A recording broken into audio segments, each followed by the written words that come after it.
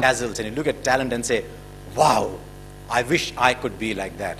And yet you find that excellence is not about talent alone. In fact, a major part of excellence has nothing to do with talent. And in course of time, once you go beyond a certain level, ability or talent is the most useless virtue to possess. It's what you do with that talent that matters. And that's why he used a word, Mukesh used a word that I love, attitude. Beyond a point, it is attitude that counts for far more than talent. Because talent breeds an ego. And talent never solves problems beyond a point. And I was fascinated by something that Sandy Gordon said when we were doing a program together. Because I had seen a lot of young cricketers, extremely talented, who the moment they faced a roadblock did not know what to do.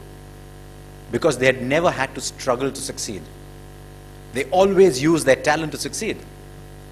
And Vinod Kambli is an example of that. The moment Courtney Walsh bounced him in Bombay, he was 22 years old. Was he? Yeah, he was 22 years old then. In 1994, he was 22 years old. Didn't know what to do, did not play a test match after that. His last test match was when he was 22 years old. Just did not know how to play the bouncing ball because talent had solved everything for him before. In the Australian Army, when they are, and this is something that doesn't come from sport, but it's something a sports scientist told me, that when they're building an elite core team, they look at your career record, your track record, and if you've never failed, they don't pick you. They don't pick you because they say, if this man experiences failure, will he know what to do? They pick people who failed and bounced back. And that is where your attitude comes through. And, I mean, let's look at excellence. What is excellence about? It's about being in the top 10% in your profession. I mean, I know I'm talking to people who want to be in the top 1%, but there are a lot of ordinary people around us around. So let's say top 10%.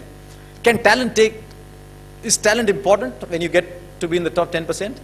I mean, everybody in the top 10% will have the same talent, right? So what's your USP?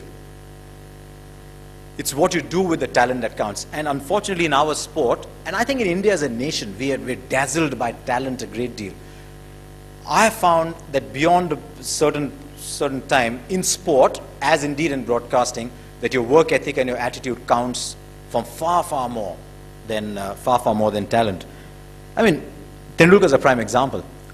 The moment you say Tendulkar, if I asked you to, if you had one of those things that talk show hosts do, I'll give you a word and you give me a connecting word in one word. You say Tendulkar, you'll say talent, right? He played 55 games as a 14-year-old without a break. 55 days. He'd practice for 2 hours, play a game, practice 2 hours, fall asleep on the dining table. And do that 55 days in a row. That's attitude. You know, we think, and this is something we talk about in our corporate lectures as well, where we advise against talent.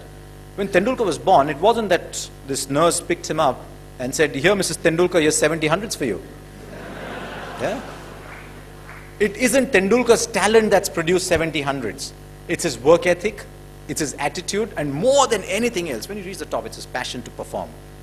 And that counts for far more. The attitude and the passion counts for far more than ability. Ability opens the first door. It might open the second door. It's not going to open the last door for you. Because the guy who's bowling the ball at you has got equal ability as you. He's not going to run up to bowl and say, oh, sorry, you're a genius. Sorry, I'll give you a simple ball. Which is what India's bowlers did in 1948 when they went to Australia.